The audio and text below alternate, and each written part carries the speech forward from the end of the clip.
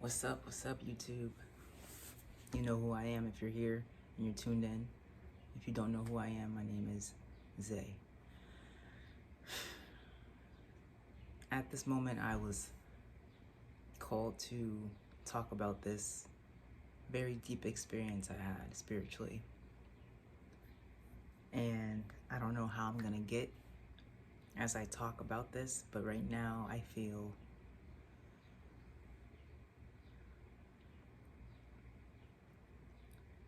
a bit anxious, but also excited. And I feel my eyes water up. More information will probably reveal itself as I talk through this.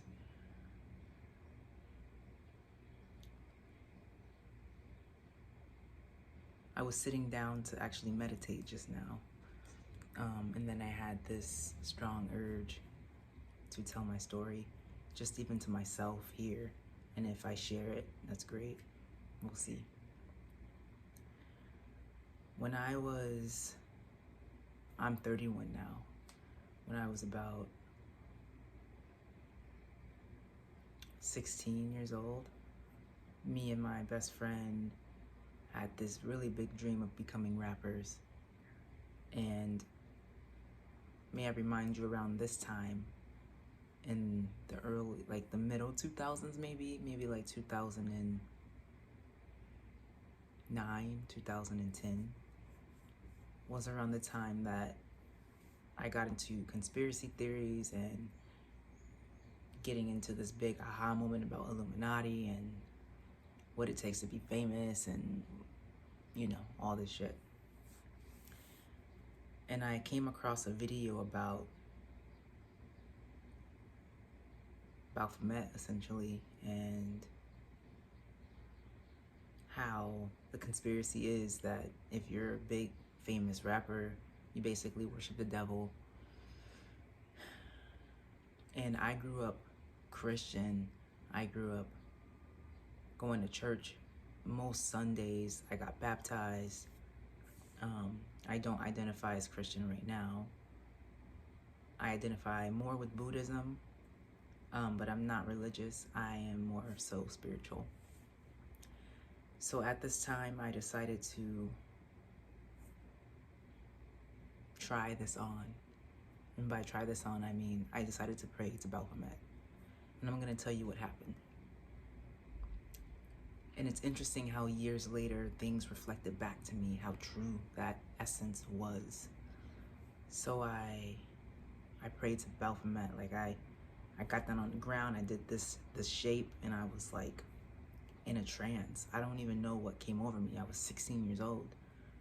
I was ready to get out of my home. The energy behind this prayer was like desperate. And I think that's the whole point, right? With some rappers getting taken advantage of in the system, if they're, you know, in Illuminati or not, you know, the desperateness gets fed on, you know. And so the energy that fed from my desperateness was this energy. So I was praying, and literally that same night, I experienced what I researched called sleep paralysis. Man, does this energy move fast? Because, you know, you can pray to God, or we use God as like a term that is like, who is God, right? Because God could be Baphomet. Like Baphomet is a god, right? Shiva is a god. You know, there's just different terms for God, and I think people don't necessarily, they just use it as an umbrella term. But in the term that I mean for God, I mean under the realm of spirituality and Christianity. So, you know, when you pray, you may feel like, when you're praying to God under the realm of Christianity, it may feel like things aren't happening fast enough. Things are really slow. Is your prayer even being heard, right? So this was the opposite of that. I prayed to Baphomet and I experienced sleep paralysis. And in my sleep paralysis, I was stuck, and it was in the middle of the night too. I had a few of these, which I'm not gonna get into unless, you know, you want to hear a video on that. But this first one, it was dark. I woke up in my room. My room was in the basement. My parents were upstairs. It was dark. I was frozen. I couldn't move. And my eyes were open. And in this state, my perception, my senses of hearing was off the roof. So I was hearing more than anything else. I was hearing this language spoken in tongues, and I'm not even kidding. It was like the sound that I can like give you that sounded like it was like it was. I'm not even joking. It was like in both ears, like it was a conversation. And I remember focusing on trying to move my pinky on my hand and my pinky toe, and I finally fucked that shit up and woke the fuck up. And so I woke up and I was like, okay, my prayer has been answered. I'm not a rapper. I'm not a famous ass rapper making millions, but this spirit came to me real quick. And I remember telling my friend at the time, who we both were trying to make, you know, become famous rappers, and I think he was like, whoa, you're losing it, bro. He didn't say that to my face. I think he was kind of more amazed, but I think he was also like concerned. And so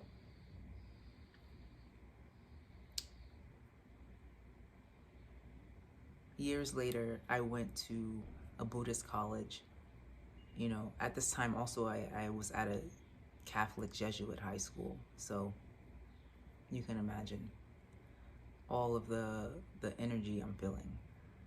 And I remember being like, shit, like, I don't want to pray to Satan or Baphomet. Like, I'm not trying to even do all that. Like, I just don't want that. What I want is freedom. What I want is love. What I want is abundance. What I want is to get the fuck out of my parents' house. It was super abusive. What I want is to be me. What I want is to make money and do the things I love, make millions, you know what I mean? And so years later, I went to a Buddhist school, and the first introduction to the class was meditation. And every day for 4 years, I meditated because I was forced to, and I got a deeper look into myself. And one of my mentors at the time had said, the spirit wants to move slow. The soul wants to move slow. And that clicked for me, reflecting back on my experience praying to this energy that was not for me, how quick it came. And just feeling the patience of the energy that I do want, the love and abundance, you know, the God energy that holds that, and me even, just knowing that I want to move slow. I don't want to move fast, and it's all about the journey, because, you know, I'm a type of person who would rather take a train or a car across the country for a trip than a flight, because I feel like a flight, I get there real quick and my soul is like, what the fuck are we, like, what just happened? And I like the journey. I like to look out the windows. I like to stop in the neighborhood, see the people, get some food. I like to see the nature that's around. I like to experience the journey. And that for me was a huge lesson in all of this. And so no matter what you decide to do with this information, I just want to say that it all comes down to embodiment, right? If you're not embodied and you are praying to whoever, you won't be awake to the subtleties of God, any God that you're praying to. Because you can have a big aha moment and still feel like something's missing, or you don't have the right answers, or like the God isn't talking to you, or you might find sleep paralysis separate from what I even explained. For me, I found them very connected. And then years later, I was able to reflect on, for me, I love the journey, and I have to remember that, because it can feel like, why aren't I making millions? Why am I still attracting the energy that I don't want in my life, you know? And it's a good thing to be slow and to be aware and to be awakened to yourself and to know what you do want consciously, and to choose the journey that you want. If that is an airplane versus a car ride across country, so be it. And this is a metaphor, right? I think it's starting to rain.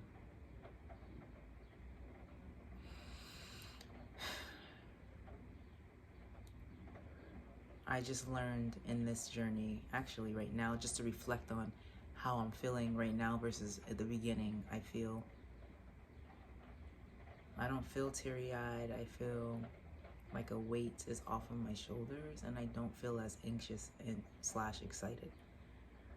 I feel honest, I feel more open, and I feel grounded. And I feel like I was able to slow down. But I just hope that whoever you are and you're watching this video, and if you are seeing this video, you're seeing it for a reason. And I think that a lot of people might want to come on here and be like, you're going to hell. Or some people might be like, thank you. I really needed to hear this. I went through this too. Or some people may not say anything. But whatever you say is a reflection of yourself.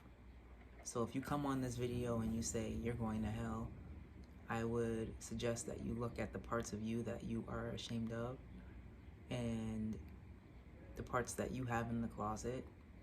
And if you come on here saying, thank you so much, I needed to hear that, then you also need to look at yourself and have some gratitude for yourself and your path and where you've come from and how you got to where you are.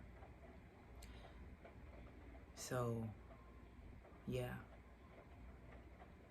All love. I hope your day is beautiful. If it's not, let it start being beautiful right now. Actually, it is beautiful. May your perception shift to beauty. All right? Peace.